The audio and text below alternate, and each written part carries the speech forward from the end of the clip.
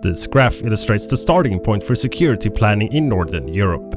That massive red block represents the Russian military, fielding roughly 1.3 million active duty troops. Sweden, on the other hand, operates at a fraction of that scale with an active duty force of just 25,000. To navigate this disparity, Sweden recently abandoned 2 centuries of former neutrality. In March 2024, they officially joined NATO, integrating their defense architecture into the Western alliance. That diplomatic shift was followed by a massive fiscal commitment. The Swedish government is scaling defense spending towards $17.5 billion by 2030, a surge representing 3.5% of their total GDP. This capital is targeting a specific geographic challenge. Sweden must defend a massive freezing northern territory against modern threats like drone swarms and high-intensity peer-level warfare. To meet these needs, Sweden is bypassing off-the-shelf equipment in favor of domestic engineering. Defense titans like Saab and BAE Hägglunds are producing systems tailored for the northern environment. Standard military hardware often stalls or sinks in deep subarctic snow. By engineering equipment that functions at these extreme temperatures, Sweden provides a specialized capability that anchors the entire alliance's northern flank.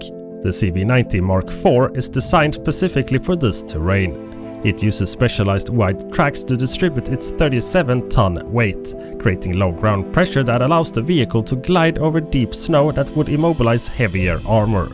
Inside the vehicle, the iFight augmented reality system manages the data-heavy battlefield.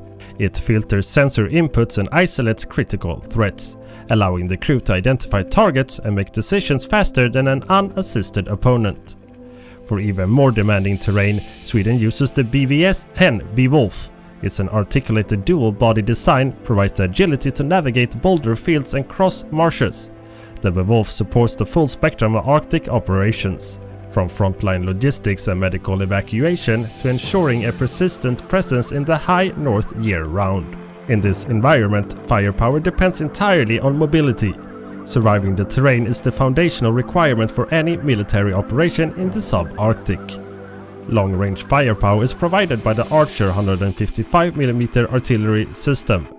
Transitioning to a highly mobile 6x6 truck chassis has improved its road speed and simplified the logistics required for NATO-wide operations. The Archer is built for speed and survival through automation. All gun laying, loading and firing are performed by the system, while the crew remains safely inside the armored cab. This enables an extreme shoot-and-scoot capability. The Archer halts, fires a 3-round burst in 20 seconds and accurately strikes target 50 kilometers away. The sequence is so rapid, the vehicle is already driving away before the first shell impacts. In a combat zone where the drones can instantly spot a muzzle flash, this speed is the only way for artillery units to avoid being destroyed by counter-battery fire.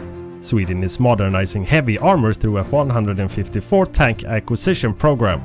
This Stridsvagn 123 fleet forms the core of the army's ability to hold ground. These tanks are being fitted with the 120mm L55A1 smoothbore cannon. The longer barrel improves ballistic performance and allows the use of programmable ammunition, which can be timed to detonate for maximum effect against specific targets. However, even heavy armor is vulnerable to modern drone swarms. These cheap, mass-produced munitions can disable multi-million-dollar tanks with a single strike. Sweden's countermeasures synchronized network of Trident Mk2 and Saab trackfire units. These mobile automated cannons are designed to track and swat incoming drones before they can reach the armored column. Holding ground in 2026 necessitates this kind of synchronized mobile electronic umbrella to protect the airspace directly above the heavy armor. This hardware is part of a broader total defense doctrine. It integrates military strength with civil preparedness, involving the private sector and the general population to ensure the nation can sustain itself through a crisis. This defense extends to the coast, where the amphibious corps utilizes the sea mobile mortar. They are trained to operate within the thousands of islands in the archipelago, using the terrain to ambush enemy vessels. On land, the expansion continues with the development of 2 entirely new mechanized brigades by 2028, specifically trained and equipped for high-intensity subarctic warfare.